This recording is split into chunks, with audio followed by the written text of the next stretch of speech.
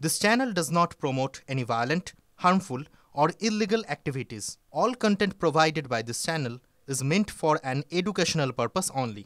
আজ মহালয়া উৎসবের সূচনা, কিন্তু এই উৎসবের আবহেও নিভছে না প্রতিবাদের আগুন। কর্মবিরতির মধ্যেই আজ তিলোত্তমার জন্য বিচারের দাবিতে মহা মিছিল জুনিয়র ডাক্তারদের। কলেজ স্কোয়ার থেকে ধর্মতলা পর্যন্ত মহা মিছিল। রাজ্যের সমস্ত মেডিকেল কলেজ হাসপাতাল থেকে শুরু করে সমাজের সব স্তরের থ্রেড কালচারের প্রতিবাদেই এই মহা মিছিল। Fair and bright night and day cream ত্বক থাকবে ব্রাইট সারাদিন, পলিউশন ফ্রি, ঠিক যেন রাতের ফোঁটা সাদা ফুল। সারাদিন হ্যাপি ব্রাইট স্কিন। ইতিমধ্যেই এই মিছিল শুরু হয়ে গিয়েছে বেশ কিছুক্ষণ ধরে এবং ধর্মতলা দিকে এগিয়ে চলেছে সেই মিছিল। আর সৌরভ দত্ত আমাদের প্রতিনিধি সেই মিছিল থেকে সরাসরি রয়েছেন। কতদূর পৌঁছলো মিছিল, কারা কারা রয়েছেন, কি বলছেন, সমস্ত আপডেট দেবেন সৌরভ।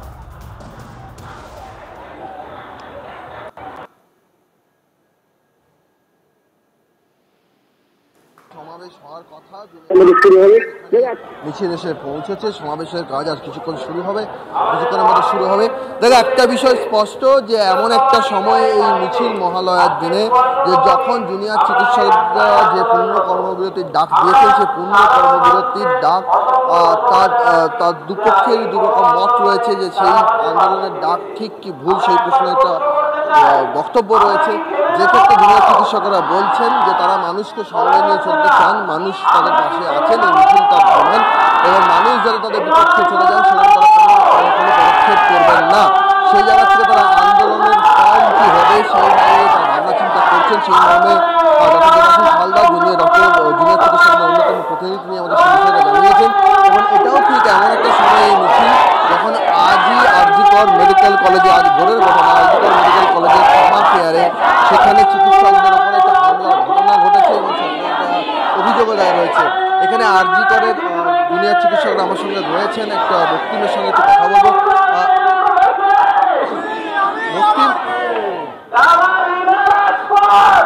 বক্তিম, আজও আরজিকরের ট্রমা কেয়ারে একটা ঘটনা ঘটেছে যেখানে জুনিয়র সার্জারি বিভাগের জুনিয়র চিকিৎসকেরা, অর্থোপেডিক বিভাগের জুনিয়র চিকিৎসকেরা তারা একজন পেশেন্টের হাতে হামলার শিকার হয়েছেন, অভিযোগ দেওয়া হয়েছে। আজও আরজিকরে একটা ঘটনা ঘটেছে যেখানে ট্রমা কেয়ারে সার্জারি এবং অর্থোপেডিকের পিজিটিরা রোগীর পরিজনের হাতে আক্রমণের মুখে পড়েছিলেন, তাদের সঙ্গে যে ব্যবহার করা হয়েছে, দুর্ব্যবহার করা হয়েছে, এমন একটা অভিযোগ দায়ের হয়েছে। কি বলবেন? বলছি, তখন থেকে তো একই কথাই বলে আসছি আমরা প্রথম দিন থেকে। আমরা স্বাস্থ্যমন্ত্রীর উপরে, মুখ্যমন্ত্রীর উপরে ভরসা রেখে আমরা মাননীয়ার সাথে মিটিংয়ে বসেছিলাম যে একটা সুরাহা বেরোবে, কিন্তু আলটিমেটলি কী করা হলো, পুরো মোতায়েন করা হলো, সিসিটিভি দেওয়া কথা বলা হলো, পুলিশ দেওয়া হলো।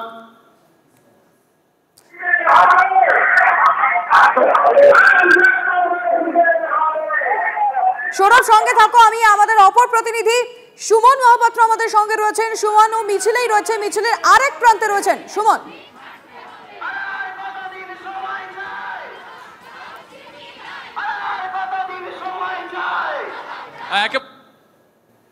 আমরা দেখতে পাচ্ছি যে এই মুহূর্তে মিছিল কিন্তু একেবারে সরাসরি চলে এসেছে অ্যাভিনিউতে এবং সেই রানী রাসমণি অ্যাভিনিউ থেকে।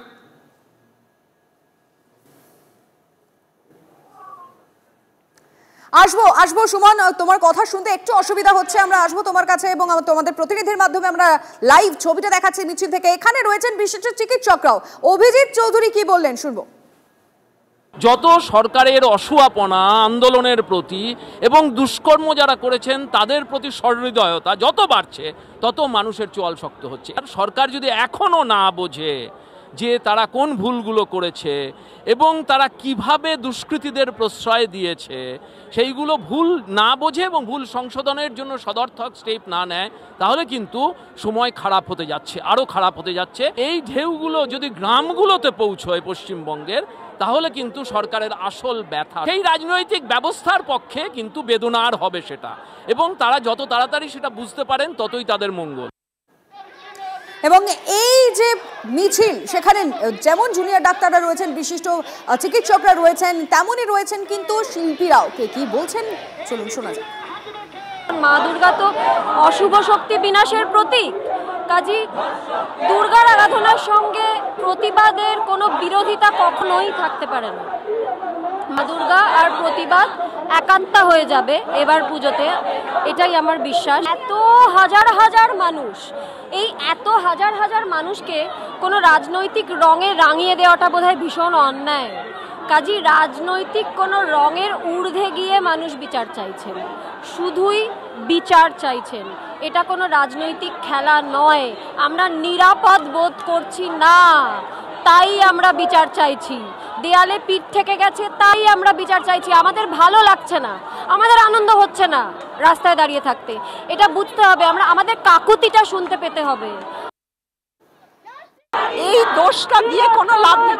তারা কাজটা করবে কি করে? যখন তখন লোকজন ঢুকে পড়ে তাদের মারামারি করছে, তাদের মারছে। সুরক্ষার দরকার নেই, সুরক্ষা তো দরকার আছে।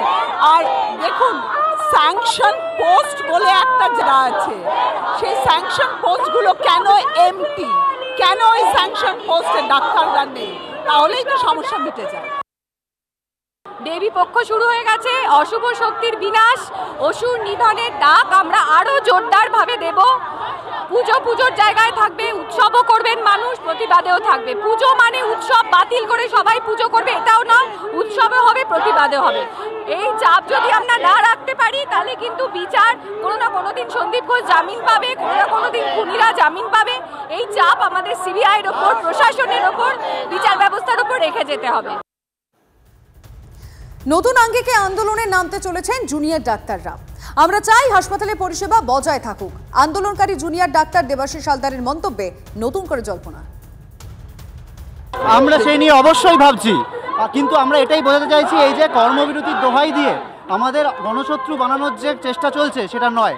মানুষ এবং ডাক্তার, রোগী এবং ডাক্তার আসলে একটাই পক্ষ।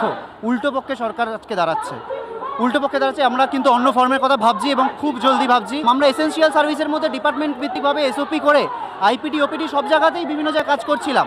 সেই জায়গা থেকে আমরা পূর্ণ কর্মবিরতিতে ফিরতে বাধ্য হয়েছিলাম, কিন্তু আমরা অন্য ফর্ম ভাবছি। অত্যন্ত দ্রুত কিন্তু আমরা অন্য ফর্মে ফিরবো।